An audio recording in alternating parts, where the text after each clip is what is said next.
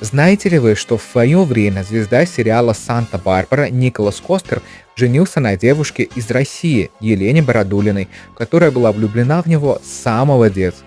Поклонница просто написала ему письмо, и мужчина неожиданно ответил на него.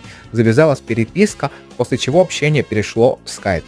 Причем на тот момент актер уже был в браке целых 28 лет. Да это не помешало ему развестись и спустя 3 года жениться на своей фанатке. На тот момент ему уже было 80 лет. И вместе они прожили до самой смерти мужчины, которого не стало в прошлом году. А про каких известных людей вы бы хотели услышать истории? Пишите в комментариях.